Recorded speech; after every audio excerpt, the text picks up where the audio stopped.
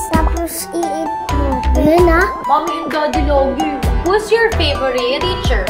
Sino naman ang favorite mong nanay? Oo nga! Hi mga Bibi! So nandito na naman tayo sa panibagong episode ng Food Adventure with Kidlat! Ang kakainan namin ngayon ay itong Heaven on Earth Vegetarian Center. So, meron sila dito mga burger, meron silang mga fries, pero organic, plant-based. Ito, tingnan nyo, meron silang mga ganito, veg charon.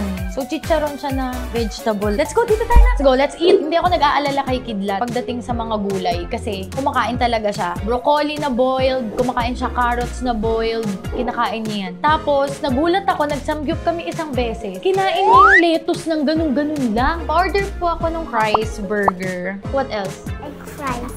Egg fries? Are you ready to eat?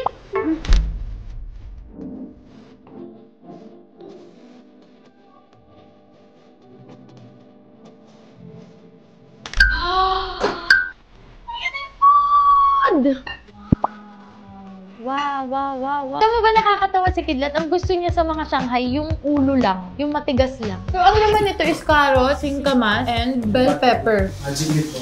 Ano ang magic meat? Like sweet vegetable protein. Wala itong meat.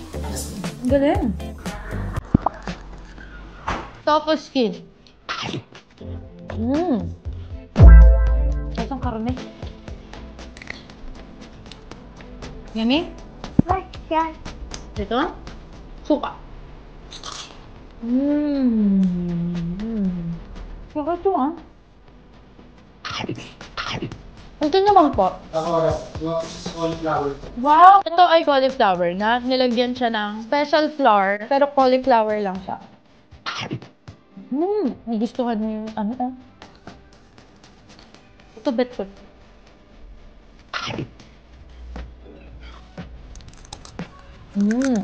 Ito, normal na fries.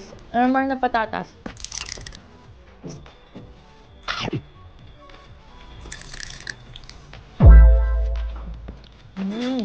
Ito, vegetable din to. Yung nuggets nila, na nilagyan ng breadcrumb. So, tikman natin.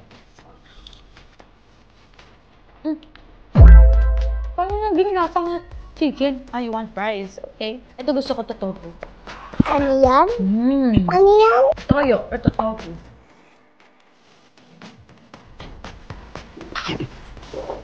In fairness, itong nuggets gulat ako lasang naman siya. Pero gawa niya sa gulay. Ang galing.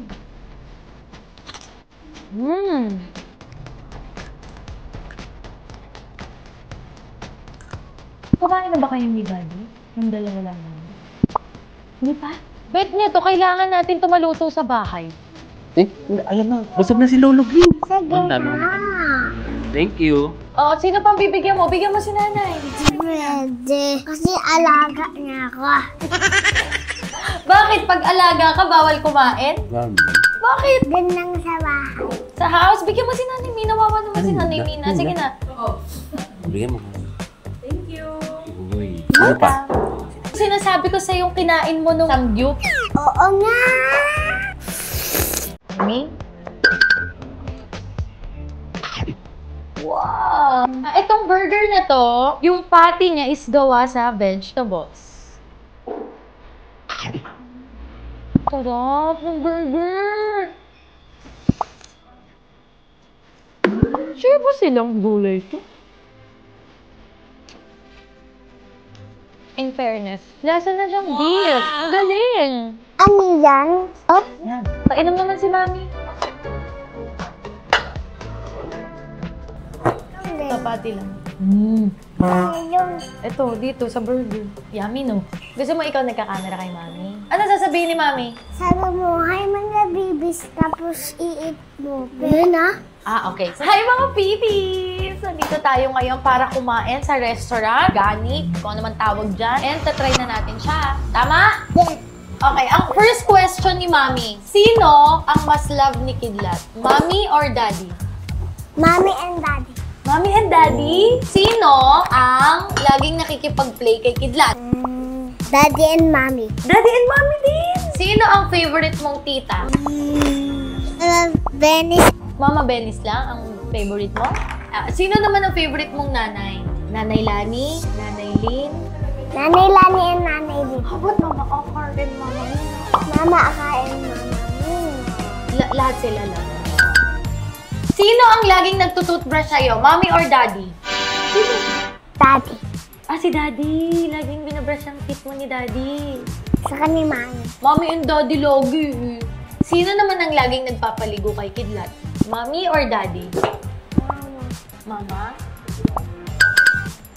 Ano ang favorite mo na food? Wait lang, palit mo na ng damit bago magtanong. Bal.